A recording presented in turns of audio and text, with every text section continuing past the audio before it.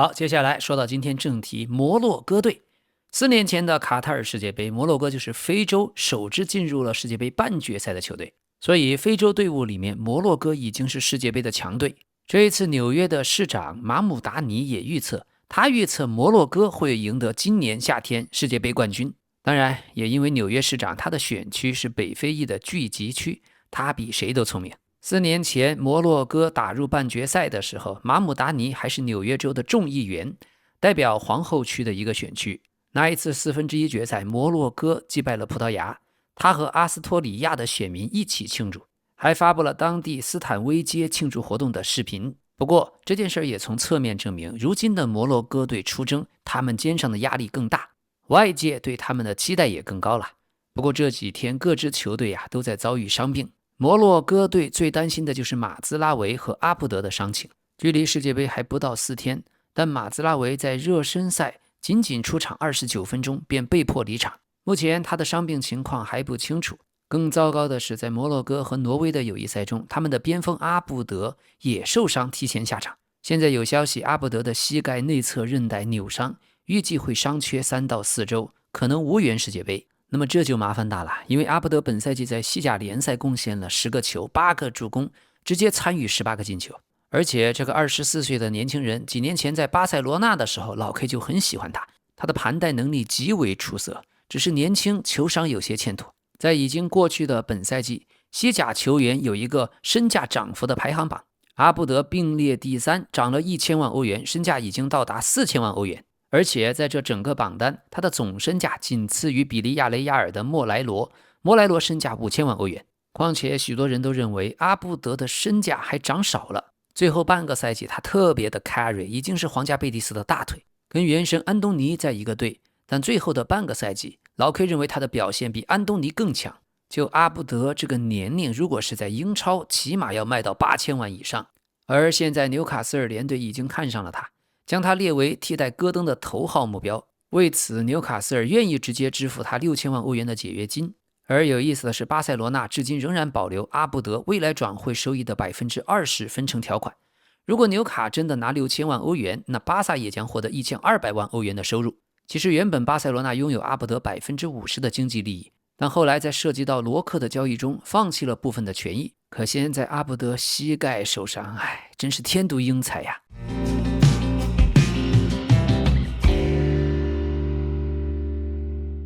好的，朋友们，今天老 K 破天荒用大量的篇幅在片尾最后一部分讲一讲我对董路做中国足球小将的批评，说的不只是足球和青训，其实说的是教育。做事情不应该杀鸡取卵，更不应该拔苗助长，坚决不应该拿小孩子捧成网红，让大人和成年人赚钱牟利。但节目的第一部分，咱们先介绍世界杯的摩洛哥队，然后是今天的重要足球新闻。还是那句话，先点赞再看，养成好习惯。老 K 非常感谢你线上 hype 积分，非常感谢你在留言区的评论，真心的邀请您订阅咱们的频道，并且点开小铃铛上的全部，这样就能第一时间收到视频。好，咱们继续。摩洛哥队目前的这一份名单，也不是4年前他们进入4强的原班人马，可以算是22年的骨架，再加上这4年的一些新球员的年轻化。像哈基米、阿什拉夫，还有布努、马兹拉维、阿姆拉巴特、阿格尔德、布拉辛迪亚斯，这些核心都还在，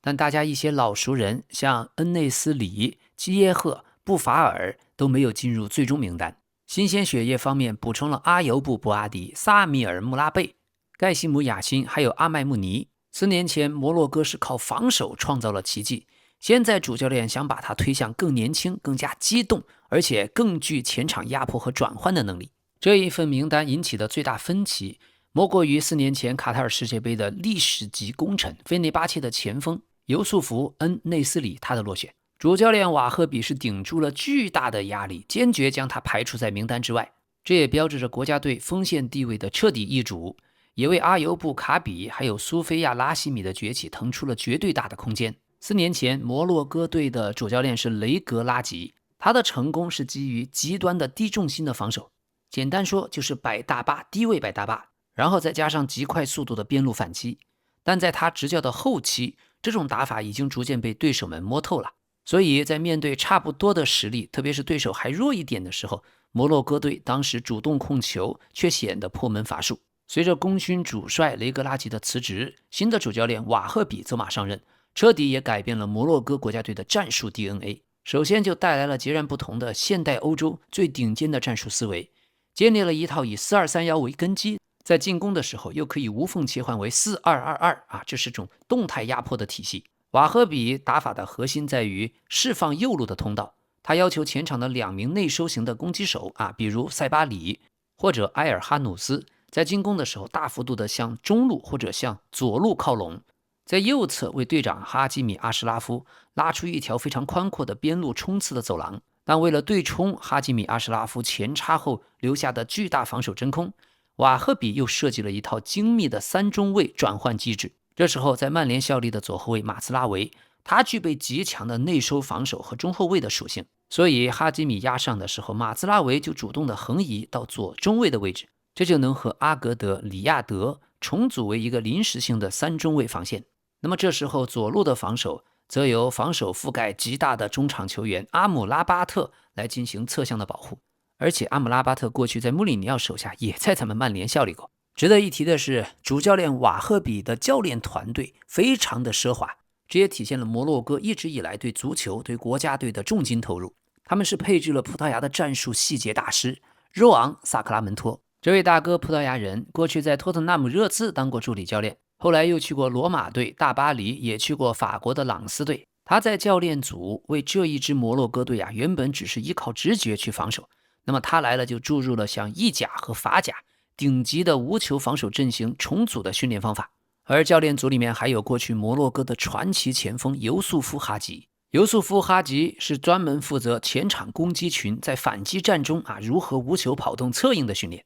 值得一提，摩洛哥的哈吉家族相当有名，尤素夫哈吉还有个亲哥哥穆斯塔法哈吉，也是曾经多年担任过摩洛哥国家队的助理教练，但后来陷入了教练证书的争议，在2022年被非洲足协禁赛。所以现在哈吉家族活跃在摩洛哥教练席上的就只剩尤素夫哈吉。最近摩洛哥队一系列的热身赛都彰显出他们的新战术在面对高大欧洲球队的时候能够展现出极强的控制力。今年3月，在距离世界杯前仅剩3个月，4年前创造了世界杯4强奇迹的老教练雷格拉吉离任。这个时候摩洛哥足协宣布球队需要新的视野和不同的能量。虽然雷格拉吉带队的成绩不差，49场36胜8平5负，还带队创造过国家队19连胜的记录，但是到了非洲杯决赛，巨大的争议、巨大的球迷压力和疲惫感最终让他选择离开。而瓦赫比这个教练，他早年接受过教育学方面专业的培训，曾经从教师的道路开始，后来进入到安德莱赫特的青训体系。他拥有摩洛哥和比利时的背景，他的人设性格不是那种激情型的名帅，而是重视价值观、重视纪律性、重视球员心理建设这样一种人。2004年，瓦赫比进入了安德莱赫特的青训基地，在那里工作了整整17年，执教从 U9 到 U21 的多个年龄段。14到15赛季，他作为教练还带领了安德莱赫特的 U21 队闯入过欧青联的4强，随后就升入了一线队的教练组。他带过也影响过许多后来进入了欧洲各大顶级联赛的球员，这其中也包括一些摩洛哥国家队的人才。那么足协选择他，他的优势是刚刚率领了摩洛哥的 U20 拿到了世界冠军，被视为摩洛哥2030计划的青训代表。但劣势同样很明显，这是他第一次执教成年国家队，而且上任3个月就要打世界杯，确实太近，磨合时间非常少。这也是老 K 在欧洲球队当中相对来说不太看好摩洛哥队的原因。那么过去的主教练雷格拉吉和哈基米阿什拉夫的关系极好，他离开以后，哈基米在社交媒体公开的感谢他，怀念他，说他的领导力、激情和愿景激励了一整代球员。但现在新的主教练瓦赫比上任，他最关键的是与过去的年轻球员之间有非常强大的熟人网络。他最关键的关系是更衣室的大量的年轻球员都是他带过的，像比拉勒、埃尔哈努斯，还有布阿迪，还有穆拉贝，这些都是摩洛哥近年来大规模的青训或者是双国籍招募体系的成果。瓦赫比因为长期在安德莱赫特青训工作过，他很熟悉欧洲青训球员的成长的路径。那么球员方面，接下来老 K 要重篇幅的介绍摩洛哥当家头号球星阿什拉夫·哈基米，他既是队长，也是右路的发动机，同时也是整个国家队舆论的中心点。哈基米无疑是球队最重要的公开的门面，他在大巴黎踢主力的右后卫，甚至是世界第一右后卫。那么刚才也说到瓦赫比偏好的4231和4222，那么刚才也说到瓦赫比偏好的4231随时转变为4222的打法，这是为了哈基米的右路给他的前面创造巨大的空间。这也说明哈基米不是普通的边后卫，他是整个进攻体系右边通道的发起点。阿什拉夫·哈基米，他出生在西班牙马德里南部的赫塔费，这是一个典型的摩洛哥过来的移民家庭。最早小时候他就在街头，在柏油路上踢球。他后来采访中回忆过，小时候踢过的第一颗足球又硬又重，而且这样的皮球在柏油路上面是又硬又沉。但正是从小踢这种劣质坚硬的足球，却锤炼出了阿什拉夫非常坚韧的性格，从小就不怕对抗。他的父母在年轻时候20多岁就从摩洛哥移民到了西班牙，定居在马德里的郊区。后来为了支撑他的足球梦想和家庭的生计，父母都付出了巨大的牺牲。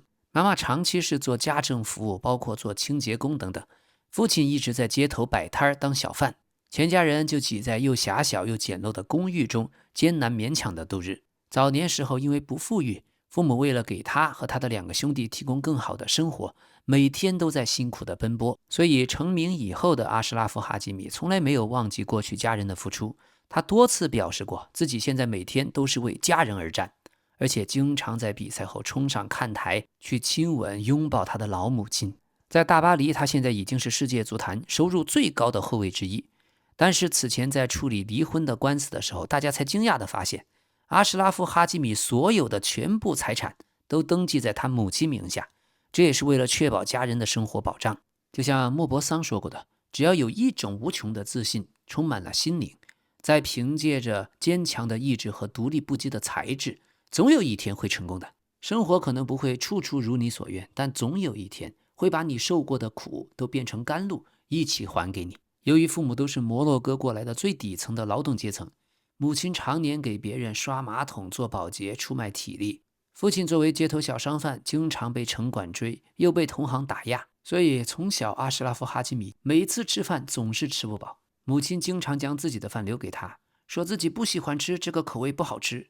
小时候可能不懂，但长大了每个人都知道，那是母亲深深的爱带给阿什拉夫的温暖。所有父母的爱总是体现在不经意的这些小细节里。在别人眼里，这么一个普通的摩洛哥的妇女，裹着白头巾，穿着白长袍，但在阿什拉夫心里，她是如此的神圣。后来因为在自己从小的人生经历当中，包括球鞋呀、吃的呀、穿的呀，很多亲戚朋友都帮助过他们，所以阿什拉夫很懂得感恩。在大巴黎，阿什拉夫过去和姆巴佩是最好的兄弟，胜利的时候会一起庆祝，踢球的时候阿什拉夫传球也总是第一时间找到姆巴佩，私下里他俩也经常一起度假聚餐。姆巴佩曾经说过，阿什拉夫·哈基米就是世界上最好的右后卫。所以摩洛哥队长和法国队长的友情很深，就像真正的情同手足的兄弟。阿什拉夫是在西班牙出生长大的，所以也免不了受影响，喜欢姐弟恋。他喜欢成熟的女人，过去的妻子是娱乐圈的演员西巴阿布克。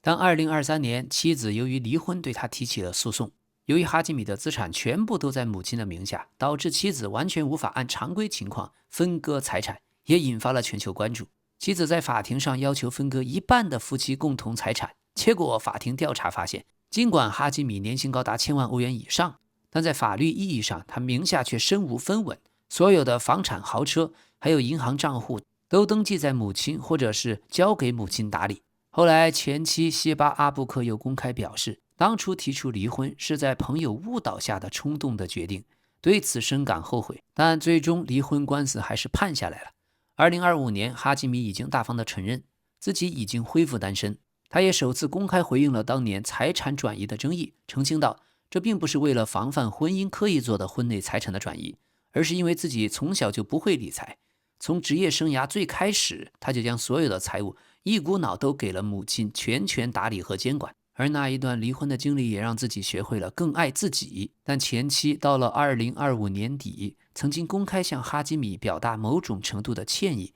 并探讨过复合的可能。但现在两人在财产离婚风波以后，已经基本断绝了私下的往来。不过哈基米本人仍然面临此前涉嫌强奸的司法调查。这个强奸指控案开始于2023年初，当时在23年1月份，哈基米在 Instagram 上认识了一个24岁的法国女性。而23年2月，当时哈基米的妻子和孩子去了迪拜度假，哈基米就将这个法国女人包车接到了自己在巴黎郊区的豪宅中。而据原告女人说，两人一见面事态迅速的失控，哈基米在没有得到她同意的情况下强行亲吻，并实施了性侵犯。最后女人是用脚踢开了哈基米才得以逃脱，随后又发短信让朋友开车将自己接走。第二天，女方去警局控诉被强奸，但又明确表示不愿意正式的起诉。但法国检方鉴于案情的严重性，依据职权强行启动了刑事调查。但对此哈基米方面坚决否认。律师说，这件事完全建立在女方的一面之词上。在调查期间，女方还阻挠了所有的核心取证，包括拒绝接受任何的医疗检查，拒绝接受 DNA 检测，拒绝让警察检查自己的手机，拒绝提供他自己声称的关键证人的姓名。辩方还强调对女方进行了2次心理评估，显示她对案发过程的陈述缺乏清晰度，而且没有表现出任何 PTSD 的症状。但法院现在还是驳回了哈基米团队撤案的请求，已经移送到刑事法庭公开审判。不过哈基米虽然处在法国司法监管的状态，但被允许可以离开法国领土参加国际比赛。目前大巴黎和摩洛哥国家队都选择继续支持球员，让他正常的登场比赛。哈基米也坚信法律会还给自己清白。好，说回哈基米小时候青训阶段，他小时候从小就经常在赫塔费的街头陪着父亲推车做生意，但总是在结束一天的帮忙以后，去到公园踢球作为一天的结束。这种对足球发自内心、发自骨子里的热爱，最终被皇马的球探发掘。不过一开始启蒙阶段，他效力于赫塔费的 CD Colonia Ofegave 俱乐部，是从8岁左右就加入了，直到18岁正式进入皇家马德里的青训体系，也从此成长为世界级的边后卫。但在整个过程当中，他的母亲赛义达从来没有将足球仅仅视为一种博取名利的赌博，而是反复教导哈基米要踏实，要耕耘，绝不要放松自己的学业。阿什拉夫后来多次透露过，母亲当年对他的管教极为严格，不学习就不能去训练，这是铁的纪律。这也培养了自己极其自律的性格和极高的自我要求，所以他的成功离不开这样坚实的母亲，这样坚实的家庭基石。老 K 个人是能够理解为什么他的日常财务、买车买房都是要交给母亲打理，要征求母亲的意见。因为我们见过太多职业体育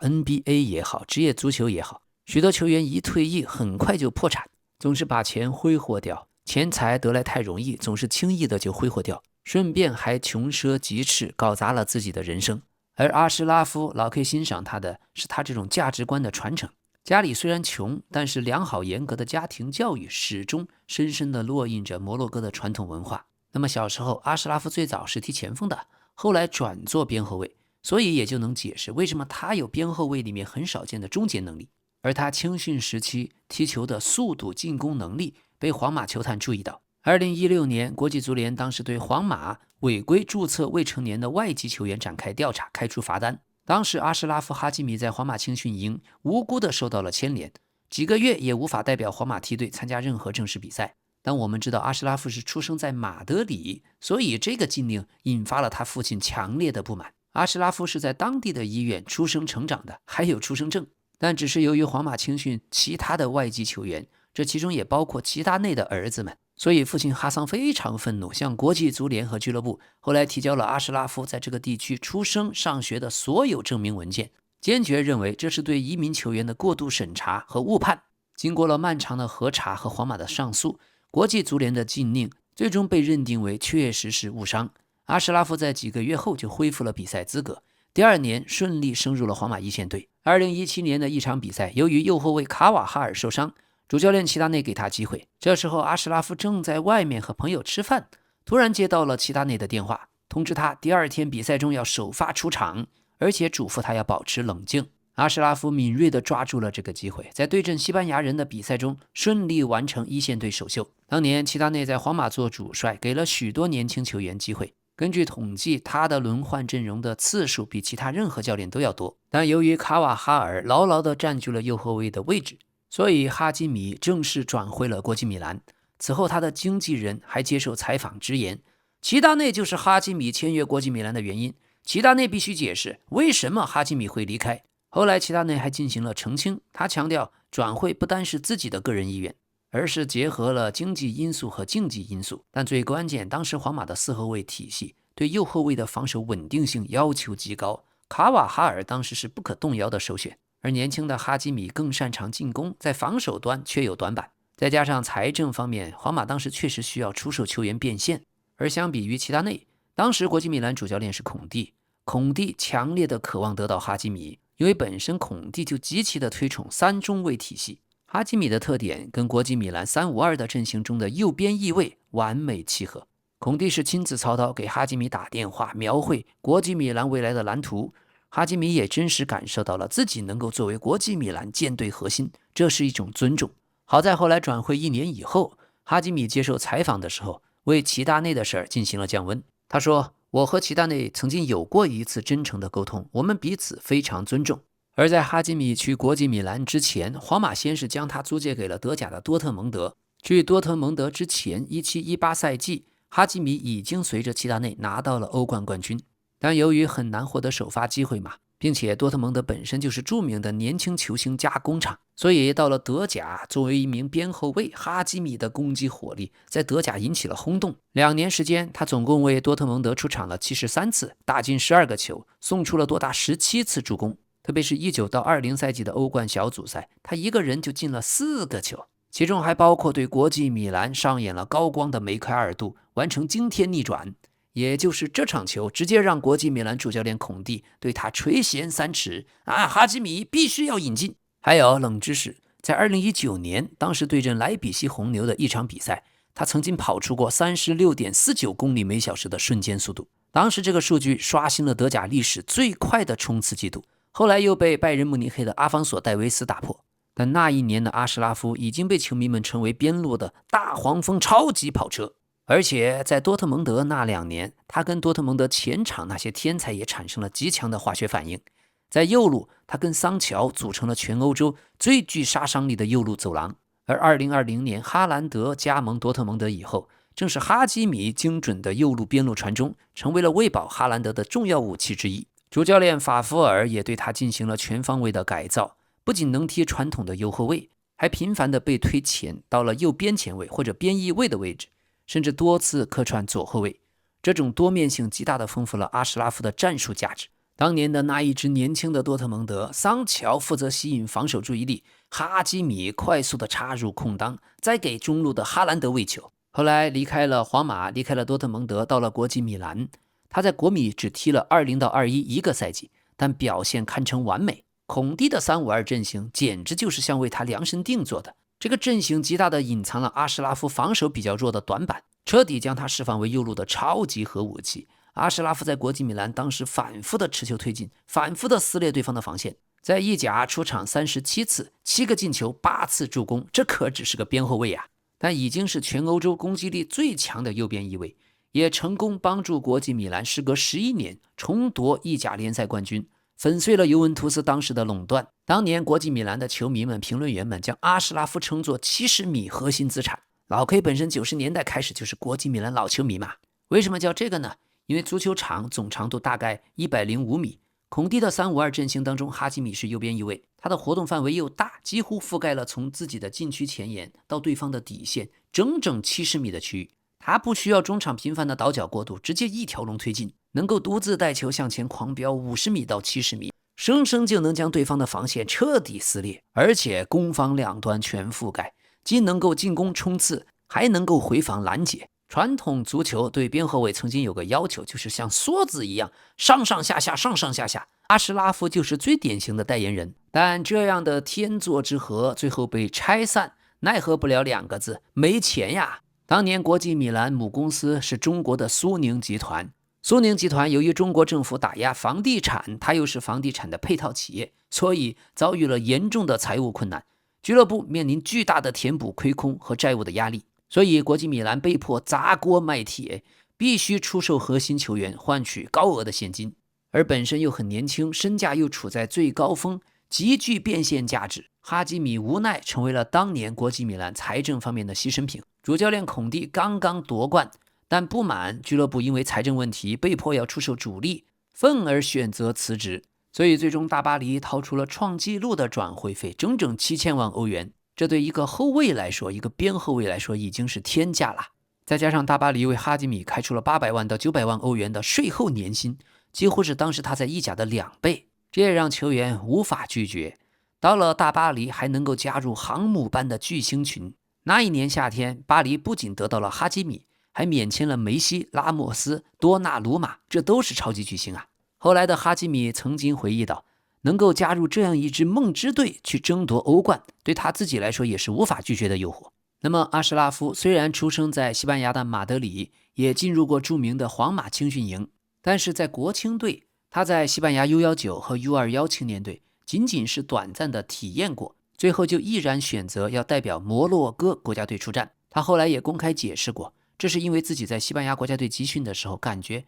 不像是在家里，这是因为西班牙队里面没有他从小在摩洛哥家庭里面很熟悉的那种阿拉伯和摩洛哥的文化。最终他顺从了自己的内心，顺从了自己的文化认同感和家庭的根基，决定将国家队生涯奉献给摩洛哥。而4年前的卡塔尔世界杯16强淘汰赛，正是阿什拉夫点球大战以及轻松写意的勺子点球，亲手将自己出生地西班牙队淘汰出局，并帮助摩洛哥历史性的闯入世界杯8强。而22年的世界杯期间，他跟母亲的拥抱亲吻的照片，成为了摩洛哥整个国家和那些移民家庭中具有代表性的公众回忆的一部分。特别有意思的是，22年的世界杯前，西班牙的后卫功勋球员拉莫斯落选了国家队大名单。当时西班牙的主教练是路易斯·恩里克，也就是现在大巴黎的主教练。而阿什拉夫踢进那记著名的绝杀勺子点球的一瞬间，随即在球场上跳起了企鹅舞。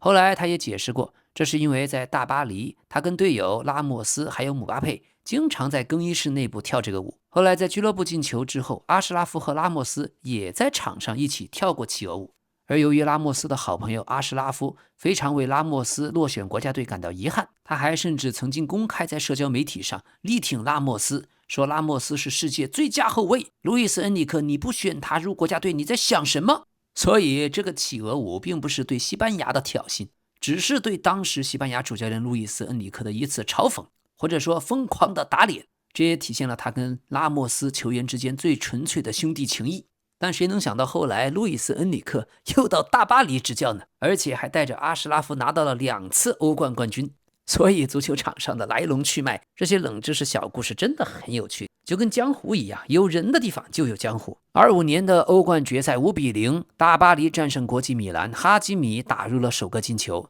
也就是25年他拿到了非洲足球先生。而现在阿什拉夫·哈基米的故事仍然在继续，不知道今年的世界杯他又能够给大家奉献哪些惊喜。那么第2位必须说到皇马球员布拉辛·迪亚斯。布拉辛·迪亚斯曾经代表西班牙的成年国家队出场，还有过进球，但后来因为完全符合非法的修改会籍的规则，他又转投了摩洛哥国家队。这主要是因为当年代表西班牙他出场的只是一场国际友谊赛，然而那场比赛赛前，西班牙一队的队长布斯克茨新冠检测呈阳性，整个一队的主力都被集体隔离。为了不让比赛取消，当时西班牙足协临时指派了整个西班牙 U21 国青队顶替一队作战，但那一场比赛依然被非法官方计入成年国家队 A 级赛事。所以布拉辛·迪亚斯本身是个 U21 国青队的前锋，但却在代表西班牙成年国家队 A 级赛事的唯一一场比赛首发并且打入1球。后来2020年9月，非法进行了最新的球员身份规则的修订，要求在前国家队最后一次出场的时候，如果年龄没有满21岁，那么就可以改会籍，而且还有其他的要求，比如出场次数要极少，为前国家队出场不能超过3次。布拉辛·迪亚斯为西班牙队仅仅出场了1次。另外，国际足联还要求必须是非正式的正赛，不能是世界杯、欧洲杯这种国际顶级的大赛的正赛，还有必须要有3年的隔离期。所以布拉辛·迪亚斯从2021年到2024年，他做出选择刚好满3年，没有再为西班牙队出场过。这是个很有意思而且极其罕见的案例。而就在今年1月份的非洲杯决赛在尾声阶段，当时陷入了极度的疯狂。塞内加尔队因为不满最后非常具有争议性的 VAR 判罚而且此前摩洛哥作为主场，许多方面都已经非常的不公。于是塞内加尔队曾经在主教练带领下集体退场，长达14分钟抗议，但比赛最后又极其艰难的重启。这么巨大的争议面前，主罚关键点球的布拉辛迪亚斯选择用勺子点球，但踢的质量极差，直接被塞内加尔的门将轻松的没收。所以错失绝杀机会的摩洛哥队最终在加时赛被塞内加尔1-0戏剧性的击败，痛失冠军。这一场非洲杯的决赛堪称是希区柯克式的电影，最后的最后还彻底变成了行政方面的闹剧。由于塞内加尔的球员曾经集体退场，这违反了非洲杯的章程。非洲足联申诉委员会后来在26年的3月17日又做出了历史性的裁决，要剥夺塞内加尔的非洲杯冠军，要改判摩洛哥队3-0获胜。所以行政方面，摩洛哥是获得了自己1976年以来的首座非洲杯冠军。但这个判罚在整个非洲大陆、整个全世界引发了巨大的舆论风暴。塞内加尔队已经正式向体育仲裁法庭提起了诉讼，但对布拉辛迪亚斯个人而言，这是他今年世界杯前最沉重的心理包袱。今年的世界杯如果有点球，他踢不踢？如果有点球决战，他上不上？他第几个上？还敢不敢用勺子点球呢？那么第3位，老 K 聚焦摩洛哥队的门将亚辛布努，因为这个球员很特别。他出生在加拿大，扎根于摩洛哥，成名在西班牙，最后又在沙特阿拉伯淘金。4年前的卡塔尔世界杯1/8决赛，摩洛哥迎战西班牙的时候，双方苦战120分钟0-0，进入了极其残酷的点球大战。现在老球迷还记得，当时门将布努在这个最关键的时刻，所有人肾上腺素飙升，心脏都快要跳出胸膛了，令人窒息。许多球员这时候会怒吼，会捶胸，或者向对手喷垃圾话。但是布努他没有，他只是静静地站在球门线上，脸上竟然还挂着非常松弛，还带有些温暖的微笑。当年的西班牙球员面色凝重，一个个走到点球点，迎面撞上的就是布努，看着他深邃平静，还带着神秘的蒙娜丽莎一般的微笑。那不是挑衅，而是一种我知道你要踢哪边，而且我一点都不慌，这才是极致的自信。这是心理战的最高境界。布努当年这种反常的平静，完全成了西班牙罚点球的球员心中最大的魔障。最后索莱尔的点球被扑出，布斯克茨的点球被扑出，萨拉维亚的点球直接砸中立柱，西班牙3罚全失，整场都没有攻破过布努的十指关。当时他被队友们后来高高的抛向空中，他用最温柔的微笑完成了最硬核的零封。而且这不是偶然的。2023年欧联杯决赛，塞维利亚队遭遇到穆里尼奥率领的罗马队，比赛也被拖入点球大战。此前穆里尼奥在所有的欧洲3大杯决赛保持全胜的神话，全场的气氛压抑到让人无法呼吸。还是布努，还是那坚若磐石一样的情绪管理。他连续扑出了罗马球员曼奇尼和伊巴涅斯的点球，亲手打破了穆里尼奥的不败金身，率领塞维利亚拿到了第7次欧联杯的冠军，随即蝉联了决赛的 MVP。所以无论在俱乐部还是在国家队，只要看到布努在门前，所有对手都心虚，所有队友都有底气，坚实的底气。老 K 还记得一件事，同样是22年世界杯，当时1-0摩洛哥历史性的淘汰了葡萄牙，整个看台球场当时陷入了几近疯狂的庆祝，看台上的摩洛哥球迷全都哭成一片。但是布鲁刚刚让 C 罗绝望，让葡萄牙重心绝望的布鲁悄悄脱下了手棉手套，将儿子带到了草坪上。布鲁把巨大的比赛球放到了儿子面前，自己就像个普通的父亲在自家后院一样，光着脚坐在草地上，笑着看儿子跌跌撞撞的带球，跌跌撞撞的射门。后来布努抱着自己年幼的儿子以撒接受国际足联的官方电视采访，布努还正在认真回答问题，可他怀里的小家伙显然对足球历史毫无兴趣，直接眼睁睁地盯着记者手里那个圆圆的毛茸茸的紫色官方话筒，误以为是一个美味的冰淇淋。小家伙突然就凑上来，伸着舌头对着话筒认真地舔了一口，当时的记者和摄像师都笑了场。而布努发现儿子舔了一口，也没有责备，也没有尴尬，伸出大手温柔地捏了捏儿子的小脸蛋儿，眼神里面全是都要溢出来的宠溺，继续用他平稳的声音继续配合采访。所以布努的温柔全世界都看到，在足球除了胜负以外，还有最本真的爱和家庭的力量。这个赛场不只是充满了雄性的荷尔蒙胜负欲，那一刻，他让我们看到了一个简单的，只是愿意陪自己儿子在草地上打滚的普普通通的爸爸。什么名震世界，什么身价千万，老 K 最懂这种感觉。什么都没有带儿子好玩，什么都没有如小猫如小狗如自己的小儿子小女儿好玩。好，其他的一些球员阿姆拉巴特等等，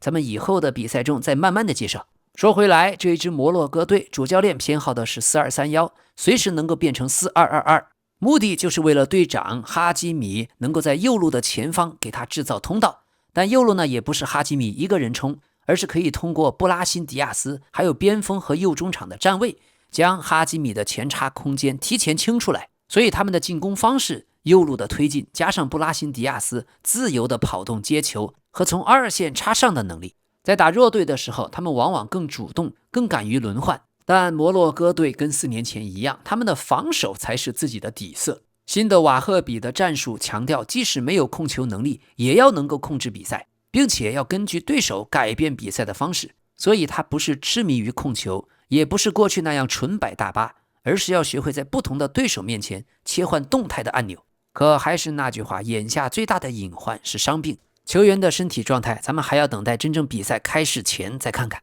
那么摩洛哥队的首发预测，门将布努，后防线哈基米、阿格尔德、沙迪里亚德、马兹拉维或者萨拉赫埃丁，双后腰阿姆拉巴特和欧纳西或者埃尔埃纳维，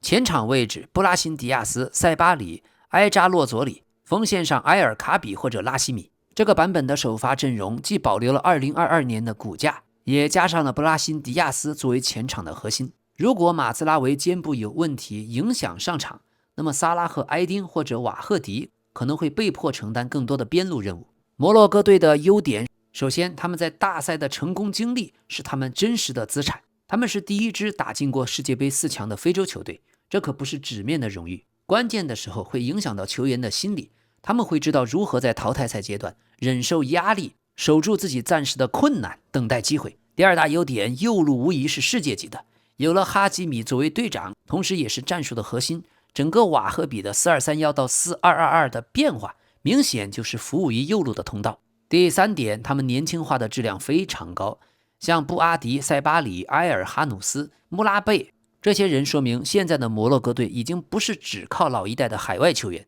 而是在青训方面、侨民的招募方面，在欧洲青训网络的方面都形成了持续的供给。第四大优点就是门将太稳定了，布努这种长期大赛的经验和扑点球时关键时候的气质，我觉得这是他们强强对话中最重要的心理保险丝儿。那么缺点方面，首先是主教练成年国家队的经验不足。瓦赫比在青训的履历很漂亮，但毕竟是第一次带成年国家队还打世界杯，而且只有3个月的时间让他磨合，时间短，压力大，经验不足，这是最大的问题。第二点就是伤病，这么多球员都出现了伤退，还有些球员也有伤病的背景，这会直接影响到他们边路的防守和前场的速度。第三点，摩洛哥队在锋线没有了恩格斯里之后，禁区的支点变少了。虽然恩格斯里的落选让锋线上更灵活，但明显减少了一个证明过自己的高点和经历过大赛的前锋。如果比赛需要高空球，需要2点球，需要强行进行冲吊的时候，那摩洛哥到时候的方案会变少。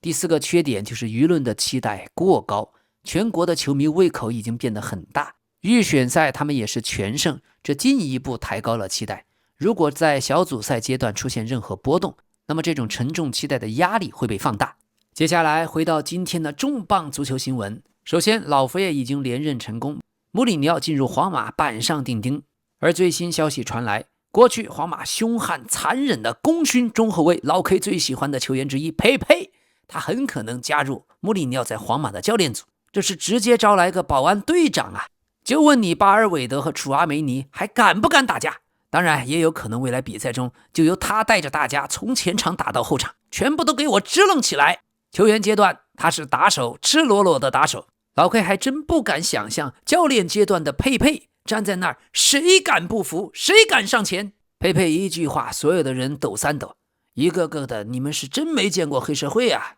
哈哈哈，说实话，现在的皇马确实偏软，更衣室只有一个吕迪格比较硬气，佩佩来了，要重拾血性了。皇马球迷们都在提议，建议拉莫斯水爷也一起来。一门双至尊，国家德比的时候，巴塞罗那你怕不怕？所以鸟叔穆里尼奥还是真会选人，真让人想不到。欢迎，必须欢迎。我记得李迪国就说过，自己的偶像之一就是佩佩。那他现在在更衣室像个暴君一样，佩佩回归之后，吕迪格就像个儿皇帝。以后谁要是敢在更衣室当内鬼透露消息，谁敢不听穆里尼奥的话，呵呵，武僧佩佩亮绝活。好，另外咱们看看球员方面，奥里吉已经自己宣布退役。他说，我在比赛中的目标已经实现，我实现了童年的理想，在最大的舞台上踢球，赢得了最重要的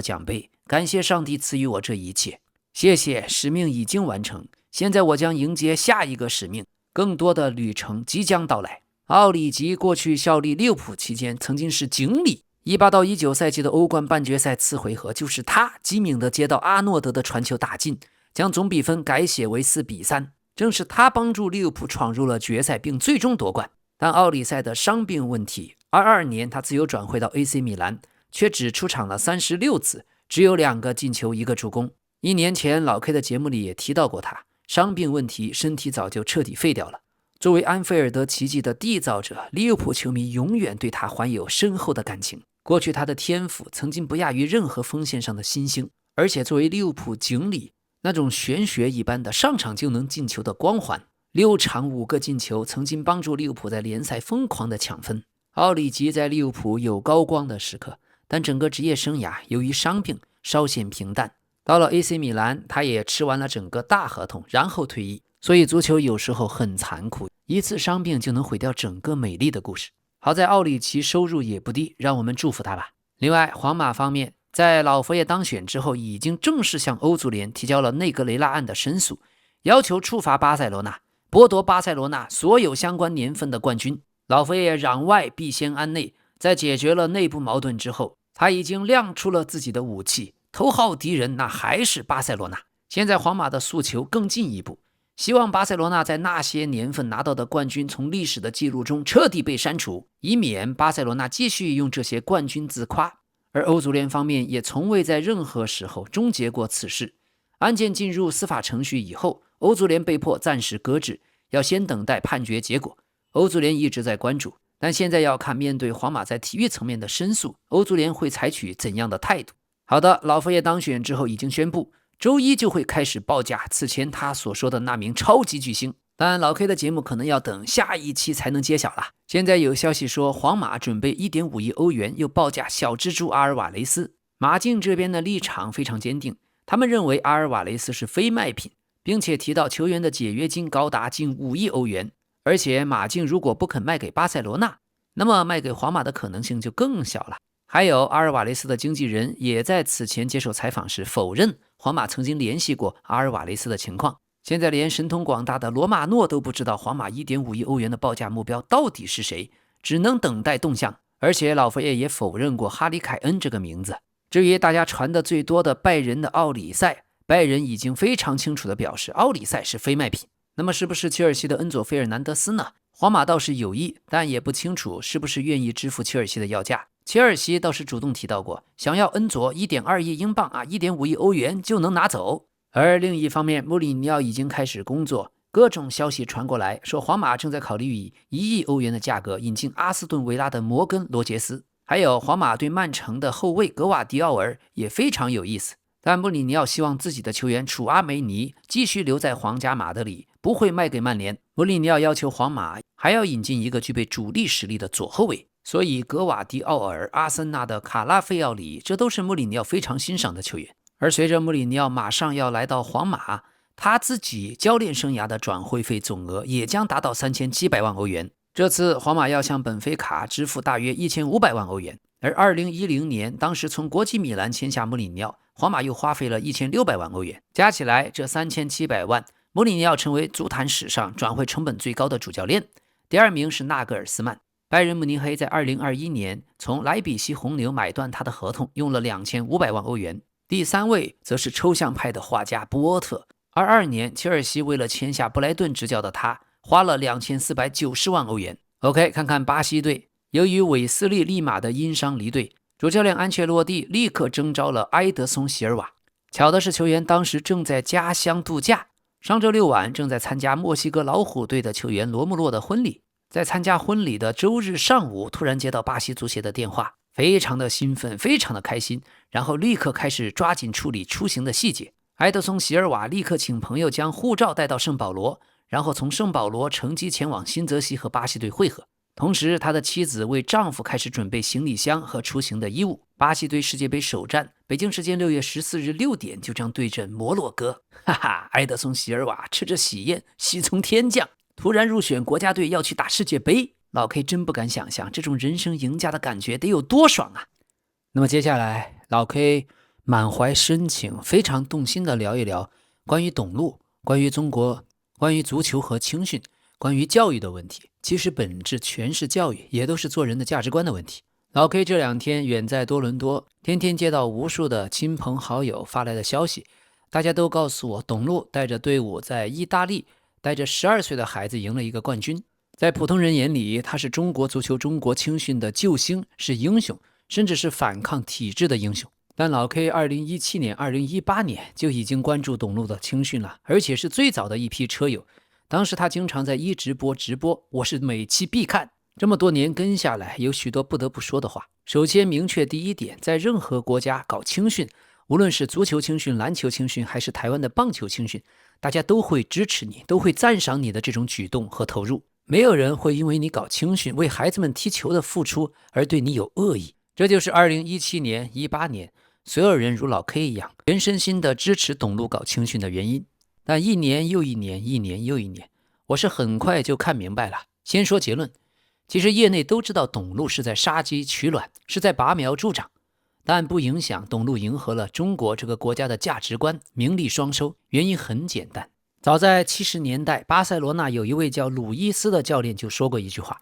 你和我，咱们各带一批10到12岁水平相当的孩子，你教他们如何传控还有战术，而我只教孩子们开大脚打长传。前面的几年我一定赢你，但3年后你的孩子学会了踢球，我的孩子学不会，3年后你的孩子就开始赢我，就这么简单。这句话的出处是劳里亚诺·鲁伊斯，他是巴塞罗那70年代青训的负责人，也是拉玛西亚真正足球哲学的奠基人之一。在1970年代，当时巴塞罗那的青训拉玛西亚前面有一个牌子，上面写着1.8米以下的球员免谈。好在劳里亚诺·鲁伊斯来了，他任巴萨青训的总监，废除了这块牌子，废除了身高的门槛。他奠定了拉玛西亚以技术优先、以控球至上的根基，推广抢圈，坚持要先教踢球再练身体。在他之后，克鲁伊夫也来到了巴塞罗那，正是他们这一批人将巴塞罗那的足球理念进行了全面的推行，统一了巴萨各级别球队的战术风格。也正因为此，才有了后来的梅西都可以踢球的故事。否则要是以1.8米的身高为界，贝利踢不了球，马拉多纳踢不了球，梅西踢不了球，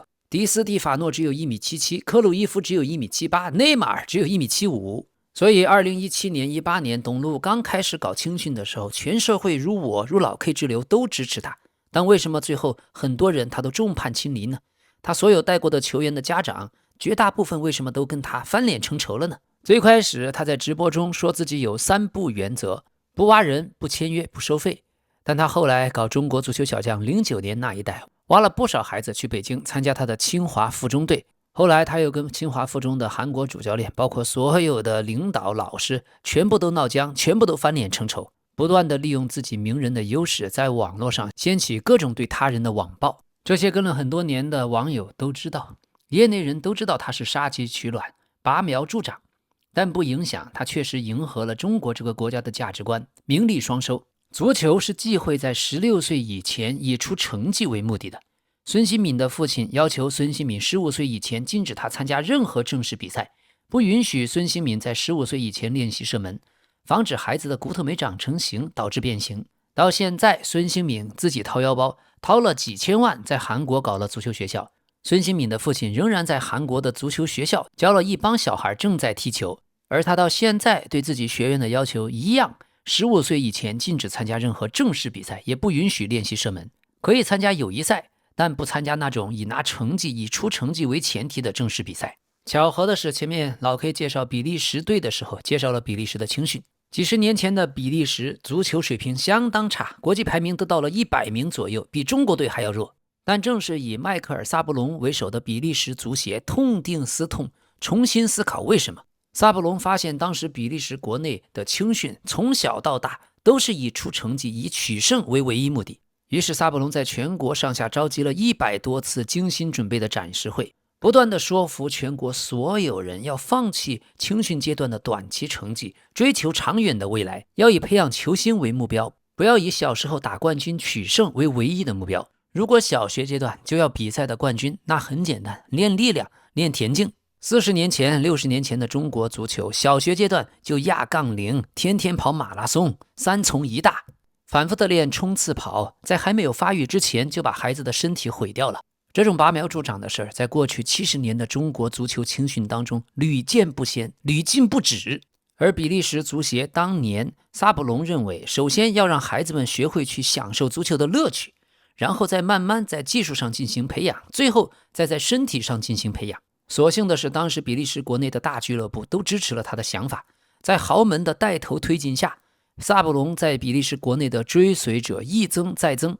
一句话，对小孩、对青年队来说，成绩绝对不是目的，下一场的比赛胜负无关紧要。但这里你真要守住自己的逻辑思考能力。任何人踢球都要争取比赛的胜利，孩子更是如此，要培养他们的胜负心。但我们这里说的是大人，说的是整个国家、整个社会对足球不能杀鸡取卵，不能拔苗助长，要放弃小时候追求短期成绩，要追求真正他们长远的未来。所以萨布隆比利时足协当时甚至将国内 U7 和 U8 比赛的积分榜取消，甚至比利时国内许多青训比赛都禁止铲球。我们不能为了小孩的比赛拿冠军，就从小让他们练田径、练力量，让他们从小开大脚、摆大巴。我们必须在小时候要重视技术。而在杀鸡取卵、开大脚、摆大巴这件事情上，董路不是第一个，也不是最后一个。董路之所以过去那么多年，先是带09的孩子去欧洲打比赛，然后10的、11的、12的、13的，现在带2014年出生的孩子出去。为什么在欧洲他屡屡能打赢国外的队伍呢？因为全欧洲，包括日本、包括南美、包括加拿大都一样，坚决杜绝在青训阶段小时候以胜负为目的。青训唯一的目的应该是培养球星，而不以赢比赛为目的。这是老 K 参加教练培训、国际足联、欧洲足联第一课告诉我们。正是因为比利时青训的改革，取消了小年龄段积分榜，取消了以胜负为目的的价值观，这才有了比利时足球的腾飞。当然，这只是各个国家的国情不同，价值观不同。足球、青训、董路的问题也只是中国乱象之一，教育更是如此。从小杀鸡取卵，就会有人4年级就开始卷奥数，3年级开始卷奥数，幼儿园就开始卷奥数，2岁的孩子就开始卷奥数。然后现在中国大陆很多小孩13岁、14岁就去考大学的少年班了，这是杀鸡取卵，这是拔苗助长，彻底背离了教育的本质。西班牙这个国家的金牌数只有中国的1/8，但是西班牙在男足、女足、在篮球、网球、在 paddle、在 F1 赛车、在水球都是世界顶级的。那么问题来了，到底哪个国家的体育更好？到底哪个国家的人民更热爱运动？是西班牙还是中国大陆？董路的模式很简单，利用他网红的号召力，让全国踢得好的孩子都到他那儿参加他的队伍，然后又利用这个去企业那里拉赞助，而且带着全国各地来的这些3年级的小球王、4年级的小球王，跑到欧洲6、7月份的杯赛上去拿冠军。而老 K 2个月前刚刚陪儿子去过欧洲，跟荷兰、德国、比利时最好的梯队刚刚交手过，就输了1场，其他都打平。我非常了解那边的情况，大部分的欧洲俱乐部的孩子都是方圆几十公里内的。但如果家长你愿意，你也可以每天带着孩子开更远的车来我的俱乐部训练，前提是你必须是这个国家内的。国际足联严禁18岁以下跨国转会，严禁18岁以下的孩子以足球的目的移民转会。为这件事情，久保建英被处罚过，巴塞罗那被处罚过。那么问题来了，今天的2012年出生的大陆小球员李浩然怎么又加盟拉玛西亚了呢？很简单，西班牙这个国家，你花点钱就能够办很多事，很多中国人都在做这个所谓的移民生意，其实就是运作，其实就是收了钱运作，打通各种关系，让你的小孩表面上以父母移民的方式到西班牙来，只要你的小孩，当然就可以加入拉玛西亚了。但是我想问，马上要开始的世界杯已经扩军到48个队了，为什么中国还是进不去呢？就算中国足球队哪一年进入了世界杯，中国足球就成功了吗？没有，日本足球是以夺取世界杯为目的的。董路可以不断的割羊毛，不断的用这种模式，每年去赢所谓12岁的世界冠军，但那不是真的世界冠军。而我们中国队华人足球也会永远没有在世界杯上的好成绩。什么是梦想？什么是踢球的梦想？或者就算你的孩子不踢球，做其他事情也一样。等到你的孩子慢慢长大的过程中，也在卷奥数的时候，请慢慢去体会吧。我今天说的不是董路，而是我们自己的每一个人。价值观如果是那样子，就会做任何事情都急功近利。那你也就不要怪中国大陆全民卷奥数，不要怪中国大陆你吃的喝的全是毒，也不要怪董路在青训领域杀鸡取卵却名利双收。如果大家都无所谓，那么大家都乱来呗。就像现在在大陆一样，你乱来我也乱来，污染的食品会越来越多，任职领域的污染也会越来越多。它是怎样在影响你呢？怎样在影响你和你孩子的关系却不自知呢？孩子们总是最聪明的，他们看上一代人明镜儿一样的。你以为孩子们不知道你过去做过的事儿？不是的，在我带孩子的过程中，我明白了，这是重新去认识你自己的良心。孩子就代表了良心，良心他什么都知道。佛教叫阿赖耶识，印度教叫阿特曼，业报与法。圣经也提到过无愧的良心，古兰经提到过自责的灵魂。我们每个人在8岁的时候，在48岁的时候，在88岁的时候，同时都在面对死亡。这并不因为距离的不同，离死亡远近的不同而有所不同。面对死亡其实就是在面对自己的一生，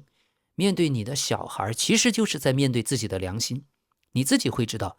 自己对不起的永远都只是自己而已。价值观如果不对，就像现在大陆那样，人与人之间会互相影响的，会形成恶性循环。卷奥数互相影响，以赚钱当官为唯一目的也会互相影响，恶性循环。所以在内在里面，每个人其实都有向善的本能，只是有的人会到了最后，到他死之前，当他老了，他才发现自己其实是向善的。董路真正搞对立的并不是旧体制，而是他和全世界的青训已经实践了100多年。青训最忌讳的就是从小以出成绩打冠军为目的。这句话并不是只有中国体育这么说，是全世界都明白。70年代巴塞罗那就明白了，西班牙也明白了。所以老 K 2018年当时听董路的直播节目，就听他天天说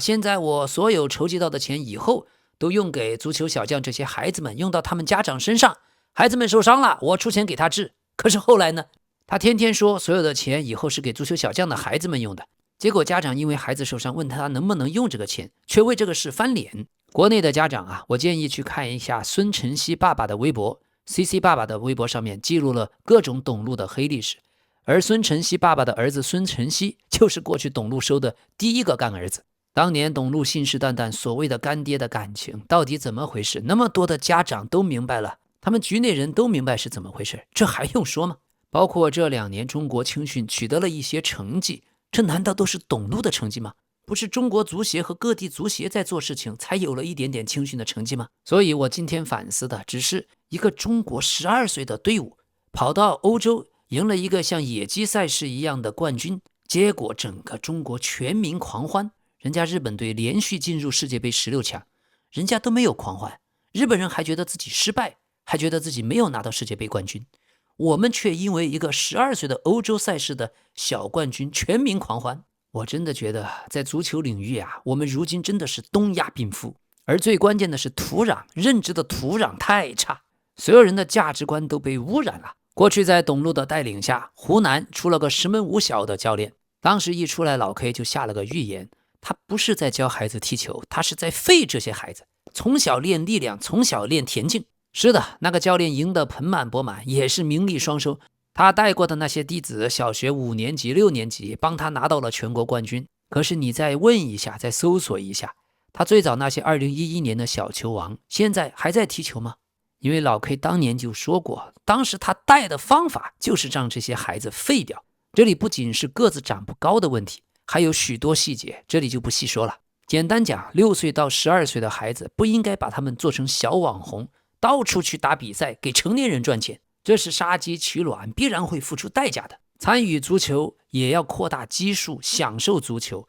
不要以成为职业球员为唯一的目的。中国现在12岁的孩子能够赢所有其他国外的队，难道是因为所有其他国家全世界的青训都做得没有中国好吗？不是的。几年前董路带09年出生的小孩也是在欧洲赢各种各样的比赛，但现在09的孩子已经17岁了，董路为什么不带着17岁的孩子到处去欧洲打打真正的比赛呢？原因很简单，只是因为全世界踢足球100多年了，早就有了共识，该怎么做青训，目的是什么，方法是什么。比利时青训、法国青训、英格兰青训之所以崛起，西班牙青训之所以牛逼，只是因为他们使用了同样的方法。小时候要放弃短期的成绩的追求，要以培养球星为唯一的目的。10年育树，100年育人呀！日本足球到现在这么强，为什么没有看到一个12岁的队伍跑到欧洲打遍全世界呢？这个问题我们怎么回答呢？董路为什么在过去几年天天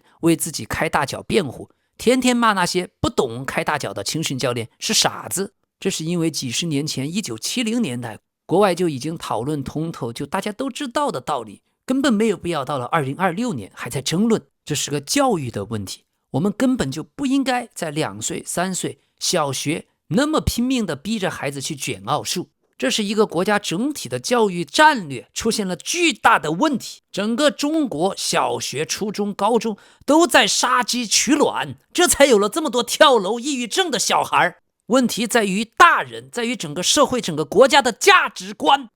老 K 也说过自己的案例，我过去带的孩子也带了9个月，他踢得很好，那时候才2年级，于是很快呀，父母就飘了，也跑到董路那里去当小网红。而且当时有2个小孩都踢得很好，一个2011年出生的，一个2012年出生的。2011那个孩子去了董路那里，刚开始很开心，父母也很开心，但后来因为实力打不上主力了，这个小孩和他的父母就没有再让他踢球了。另外一个2012年的小孩同样如此，现在也没有再踢球了。这就是他们在小学阶段曾经是全国的小球王，可是小学阶段一结束就不踢球了。为什么？因为当时的初心不纯，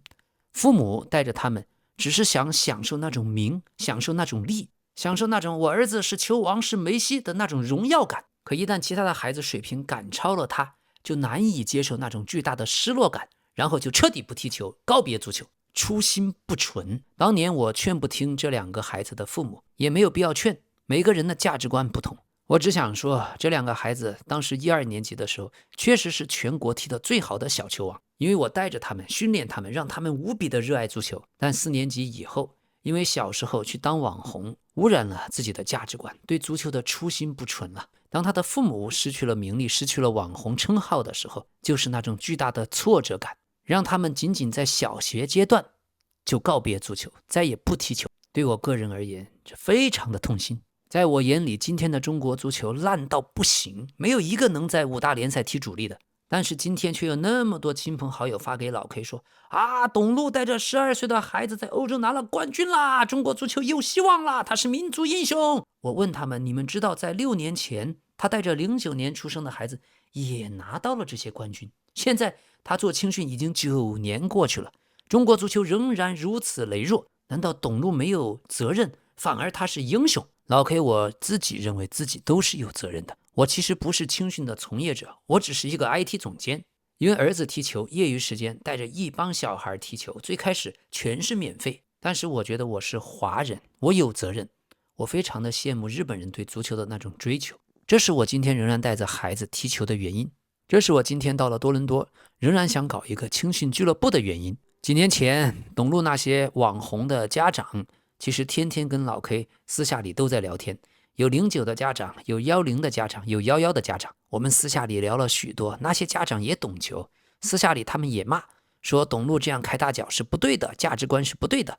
只是因为孩子都跟着他到全世界去踢球，所以呢忍一忍就过去了。董路自己当然也热爱足球，因为足球给他带来了一辈子的名誉、金钱、房子、车子、女人。但对我来说，老 K 热爱足球，热爱中国足球的前提是因为中国足球是个耻辱，是我心里面最大的耻辱之一。所以我说那么多废话，就像孔雀王一样，生于地狱却有一颗向往光明的心。因为这种羸弱，因为这种耻辱，我梦想着自己的孩子，无数的华人孩子可以改变这个现状。到今天为止，陆续加入过董路的09年的、10年的、11年的、12年的、13年、14、15年的家长已经很多了。那么多家长最后跟他决裂，这些在微博上，在孙晨曦爸爸、CC 爸爸的微博上都记录的有。从2018年他刚开始搞青训，全社会都支持他。为什么后来众叛亲离？他所有带过的家长绝大部分为什么都翻脸成仇了呢？这就是2019年当时我批评董路时已经说过的预言。中国足球到今天为止都仍然在一个受人鄙视的最差的低谷，这里面也包括了2009年踢球的那些孩子，现在已经17岁了。2019年的时候，老 K 说过一句话，中国足球会一直这么差下去，永远不可能跟日本足球去竞争，不因为别的，是因为价值观太差了，中国足球的土壤太差了。什么是中国足球的土壤？就是家长，就是那么一大批的教练从业人员们，大部分都根本不知道什么才是关于足球的价值观，不知道什么才是关于青训和教育的价值观，那就更谈不上应该如何去坚持价值观。中国足球青训的问题跟中国各行各业都一样，急功近利，从小就靠着小孩，靠着赚网红的钱，名利双收。董路已经做青训9年了，就跟最开始一样，依然在靠着小学生的孩子去欧洲打各种狗血锦标赛的冠军来名利双收。这种模式他却复制了很多遍。未来的董路仍然会如此，再过10年他仍然会名利双收，会经常性的听到12岁的孩子在欧洲又夺冠啦，11岁的孩子在欧洲又拿了一个野鸡冠军。可改变不了的是，中国足球仍然会被日本足球远远的抛在身后，越来越远。这跟董路甚至关系都不大，是因为在国内的绝大部分人脑子都是糊涂的。整个中国足球的土壤极差，不因为中国足协，也不因为董路，是因为大部分人的脑子都是糊涂的。这也跟中国教育和许多方面都一样，是因为大部分人的脑子都是糊涂的，价值观、世界观、人生观都是糊涂的。越是急功近利的人，在中国这种劣质的土壤越能够名利双收。就像我刚才说石门五小那个教练一样，他第1年就是在废孩子，现在仍然在废孩子，但是他在当地却是红人，却是名利双收的大明星、大英雄。拔苗助长、杀鸡取卵，这样的事情永远在中国劣质的土壤里面重复上演，甚至许多中国的家长也崇拜这种行为，崇拜杀鸡取卵，崇拜拔苗助长，恨不得自己的儿子也成为小网红。在这个烂土壤只推崇一件事情，那就是小学阶段踢足球要拿冠军，名利双收，赚几十万，赚几百万，还能够收获一波脑残粉。这里说个小事情，在董路第1年搞的时候，在黑龙江省七台河小学有个李教练，他手把手亲自将万象带出来，到现在我跟他私下都有联系。当年我就劝过李教练不要相信董路，但李教练说董路已经答应他了，小学阶段万象就在七台河小学跟着李教练一起踢球，一起训练。到初中的时候，董路在利用自己的人脉帮万象找出路，送到欧洲去。但很快，半年不到，万象的妈妈被忽悠，直接将儿子送到了北京，离开了七台河小学，跟着董路混。李教练心灰意冷，就此离开了七台河小学，当时还甚至放弃了做青训教练，开始做其他的行业。好在有我们一群真正明白李教练青训水平的人一直在互相推荐，有许多全国的孩子找到他，还有一些好的教练也找到了他。李教练又回到了青训行业，但是已经被董路伤透了心。但后来不久到了北京的万象，董路觉得水平也不行了，不要他了。万象走投无路，又跟着另一位教练到了重庆足协。在当时这件事情董路直播的时候还各种阴阳，说是万象的妈妈头发长见识短啊，一个单身母亲儿子在北京，但因为这个妈妈头发长见识短，所以怎么样。但其实这个单身母亲的儿子在北京异地他乡，本想跟着董路练球，却踢不上球了，平时的训练也没有保证，只好跟着好心人到了重庆足协，起码每天还有训练。再后来万象被星辉青训看上签约，这才有了现在新的万象，也入选了中国国青队。但当年董路淘汰万象的时候是怎么做的呢？万象也是董路的干儿子，第二个干儿子。第一个干儿子就是 CC 爸爸已经跟董路决裂了，被董路发直播骂了几百次的白眼狼，被几十万的脑残粉天天网暴。万象的妈妈倒不至于得罪董路，到现在我知道他们也有一些零星的联系，但人家孤儿寡母心里面当时受的伤是永远不会愈合的，只是怕得罪你不跟你撕破脸罢了。后来董路当时在清华附中搞的09队，当时09许多家长和老 K 有个小群，里面有许多都是在董路手下打主力的爸爸。当时董路不准清华附中的教练接手，只能让他自己来天天的训练。小群里面几年前我就劝过这些家长，有机会一定要走，千万不要跟着董路长相厮守。当时我给他们下了个预言，未来董路肯定会和清华附中撕脸的。原因很简单，因为过去10几年他合作过的所有人最后都是撕破脸，最后都要被他网暴。没想到很快就验证了，果然很快董路开始骂清华附中，开始决裂。好在后来清华附中成绩不错，也拿到了全国冠军。董路不是太阳，他只是个搅屎棒。越来越多的家长到最后都看明白了，他最开始说的要把所有直播赚来的钱都用到孩子和家长身上，那是不可能兑现的。再后来董路越来越开始能忽悠，他又找到了2011年的家长，上海的唐华健的爸爸，那是个练体育出身的，练拳击的耿直人，脾气暴，但是性格耿直，从来不藏着掖着，是个很实在的父亲。老唐2011年的孩子唐华健，2012年的孩子唐华康，当时在全国的粉丝也非常多。从最开始老 K 还有许多家长都私下里跟老唐聊，劝他一定要提防董路。唐华健爸爸当时就很耿直，就跟我们说，做青训要有初心，董路嘛，能合作就合作，不能合作就散。果然后来唐华健的父亲也跟董路决裂了，董路也是网暴他。所以看过了这么多的故事，我非常了解他是个什么人。在2018年6、7月份看他的直播，他还教过网友们啊，你儿子要想踢球一定要算日子，儿子必须要生在奥运年的1月份，比如09年的1月份、2013年的1月份、2017年的1月份。至于那些2012年或者2016年出生的小孩，你在中国呀，出生了就注定失败，就不要去踢球了。还有儿子必须要生在1月份啊，什么7月份、8月份、9月份以后生孩子，那都是属于你家不懂啊，怎么能够把孩子生在7月份以后呢？哎，董路啊，他只是中国这个国家非常差的土壤里面结出来的一个畸形的产物。他那扭曲的价值观说出来的每一句话，到后来我回忆起来呀，都觉得奇葩。但是产生董路的原因不是他自己有问题，确实是因为中国的土壤太差了，傻子太多了，骗子如果不骗都对不起自己。越是急功近利，越是拔苗助长，越是杀鸡取卵的人，往往在中国能够名利双收，还能得到大家的拥护。2019年的时候，董路手下有个小球员邝兆雷，邝兆雷的启蒙教练是一个广东的老头，他来到了北京啊，带着整个中国足球小将09年的队伍训练。每次训练前，所有的孩子先跑一个30分钟的不间断的冲刺跑、折返跑。要知道成年球员的12分钟跑那是有氧，3000米都很难坚持下来。但这个老头的训练方法竟然让6、7岁、7、8岁的小孩每天先跑30分钟的无氧跑，心率超过200，超过250，冲刺，反复的冲刺。我的天哪！当时那些家长都受不了，孩子都受不了。但邝兆雷的父亲给其他家长说啊，没关系，适应了就好了。刚开始几个月，小邝以前也是每次练完就吐。所以当时许多家长私下里跟我聊说，担心小邝啊以后会有伤病的问题，他从小练得太狠了。所以本质上中国足球一直在无间道，杀鸡取卵，拔苗助长。但这么做的人，这么做的教练却名利双收。5岁、6岁开始就不计代价的将孩子像机器人一样的练，狂跑，